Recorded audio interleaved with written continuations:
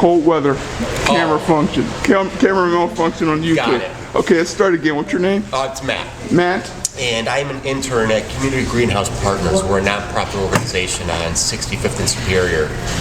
We are in the old St. George's Parish on right by 65th. What we do is we... Hold on a second.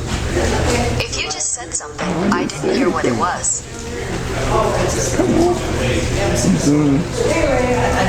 Okay. It's cold, so the camera's really act crazy on here. Okay, so you're... So anyways, we're at Urban Farm, and our mission is to educate people on sustainability, organic farming, and recycling. And again, we're a nonprofit. I'm an intern. I've been living in the house on the property for a year and a half now. And being an intern there, you put in 25 hours a week, and then you get to live in the house for free. Where's the house at? I'm sorry? Where's the house at? Right in the corner of 65th and Superior.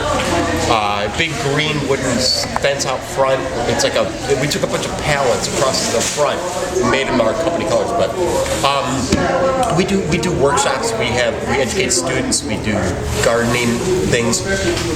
We have an aquaponic system setting up with fish as organic feed for the plants. But we love it.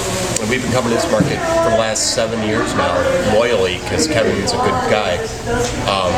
But yeah, come on out to Coit Road any Saturday from 8 to 1, and then we're going to be doing Wednesdays from 10 to 12 soon. So everybody come out here. We need your help. Now tell me what you have here. You got a lot of stuff here. You caught my attention. Since we have a plant sale going on, I made these cutting blocks. These are made of chestnut. These are actually the seats of the pews from the church that's in this, because we have the schoolhouse along with it on the property. So I made cutting blocks out of chestnut, which is extinct in Ohio now. So those are really special. I got some basil, some sunflowers, some marigolds. Now we do microgreens, which are, we put a seed in a tray for 7 days, and in 7 days we harvest. These are sunflowers. Very high nutrients, a lot of protein.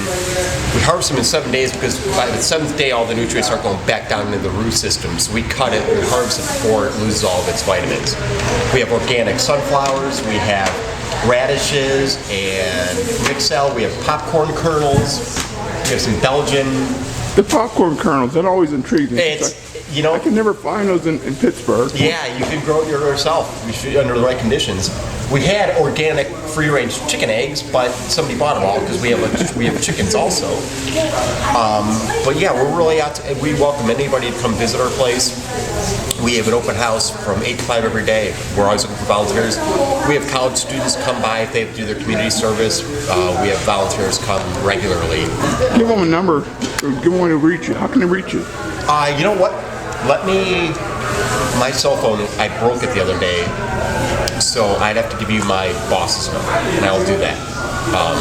But you can get on Facebook, or communitygreenhousepartners.com, and Facebook us, and we've got years and years of information still in there to learn about us.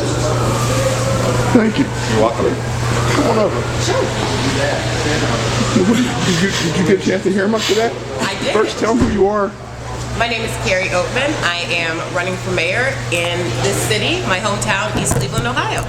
Tell us a little bit about you, because people ask me to find out who you are and put you on this means, right? So they can see you, because they haven't been coming out to see a lot of stuff that we've been doing. But well, first and foremost, I'm a wife and a mother. I live in the house I grew up in. Right now, my husband and I rent that out and are making improvements on it. And I've been an East Cleveland resident, but the vast majority of my work has taken place throughout Northeast Ohio, where over the past decade I've made numerous contacts and gained a lot of experience working with people in our regional community. I've also worked at Cleveland City Council most recently. What'd you do there? I was a government contractor, so I did several things such as work in the CFO's office. I also worked for Ward 9, And I also did council at large, where I created a paperless office conversion project. So that was exciting, and it was very good to get an idea of government, how it works on a large scale, ways that we can bring what Cleveland has done to our city in ways that we as a city differentiate from Cleveland, which I think is important to keep in mind. I also took some time last year to go to school at Harvard Extension School and to write a book based on the Tulsa, Oklahoma race riots of 1921. So those are a few things about me. I also believe strongly in grassroots and activism.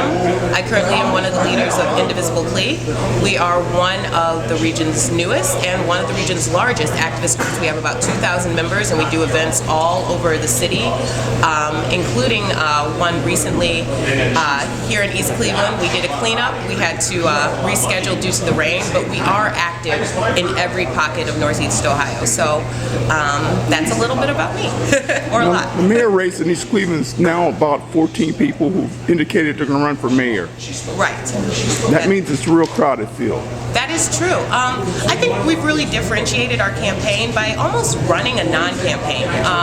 Some of the early things that we've done, are traditional. We had a recent fundraiser, but some of the other things, coupling the activist work with Indivisible, doing volunteer cleanups on Earth Day, things to that effect are a little bit more untraditional, but they're things that are needed right now. They're things that go hand in hand. I don't want to do anything that's not beneficial to the city that I'm living in, so running a little bit of an untraditional campaign is what we're doing. So we're just blocks away from the Noble Road toxic dump. Right. And unfortunately we had a loss of Miss Arlena LeBron passed away. Right. How familiar are you with the Noble Road dump, which is the #1 issue right now on the ballot? Right. We're I am talking about. extremely familiar with it, and not only that, I have attended meetings. The meeting that former Mayor Eric Gore ran about Noble Road dump, ARCO. I was in attendance, and also, I have been reaching out to Aaron Brockovich's camp directly as a part of our campaign because it's criminal. It would not have happened in another neighborhood, and the people that are responsible for it should pay restitution not only to the family but to the city of East Cleveland at large. It's something that's unacceptable, and it's something that should even be looked into, as in several wards in Cleveland dumped large portions of their land bank refuse into the dump on Noble.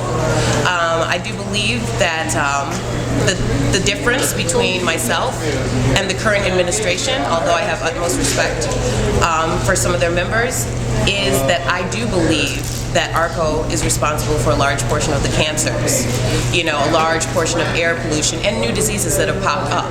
And I think that does have to be addressed. I mean, this, like I said, would not happen in a far eastern suburb.